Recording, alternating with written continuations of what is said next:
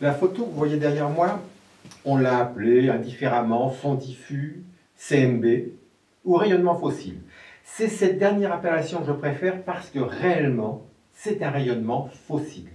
C'est la première lumière de l'univers qui est apparue 380 000 ans après le Big Bang.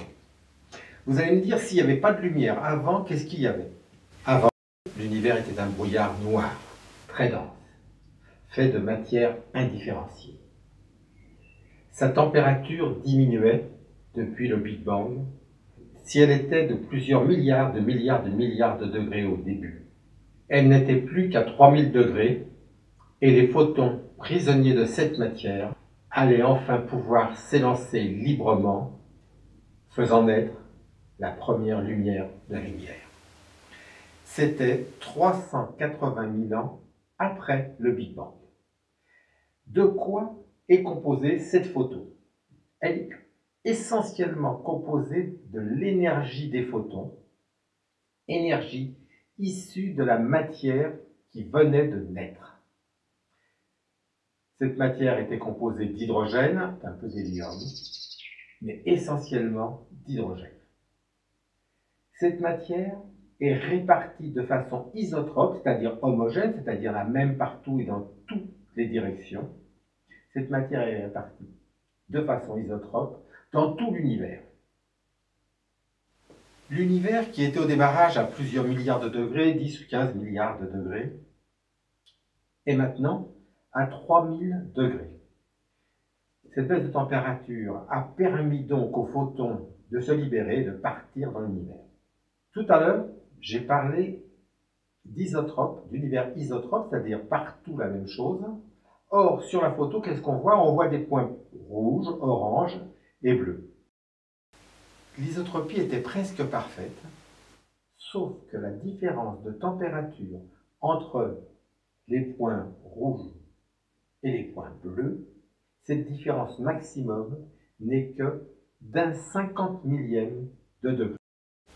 Pas encore de planètes, pas encore d'étoiles, pas encore de galaxies ou d'astéroïdes, juste des protons, des électrons et des neutrinos. Néanmoins, la répartition que l'on voit sur cette image correspond à ce que sera la répartition au moment où les premières galaxies vont se former. Car c'est aux endroits les plus denses, ceux qui apparaissent en bleu, que vont se former les premières galaxies. Cette image du rayonnement fossile est essentielle car elle nous a permis de valider le Big Bang et en particulier l'inflation et l'expansion de l'univers. Quand cette première lumière apparaît, à 3000 degrés, elle est d'un rouge foncé. Progressivement, l'univers va s'étendre et progressivement, donc, la longueur d'onde de cette lumière va s'allonger, donc elle va devenir de plus en plus invisible. Voici une simulation. Regardez en bas de l'écran à gauche.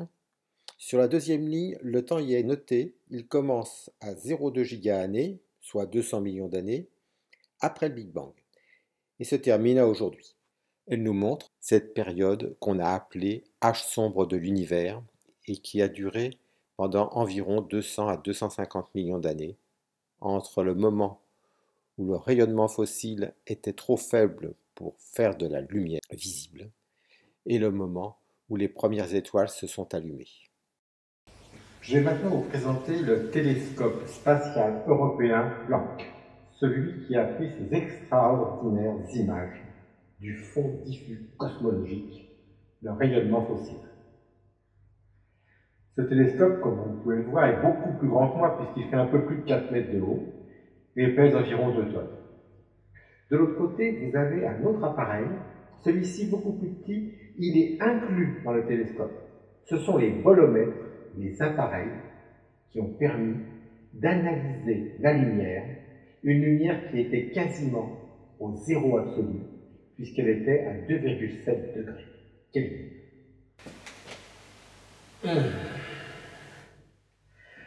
Il me reste à vous remercier de votre attention et à vous dire à bientôt.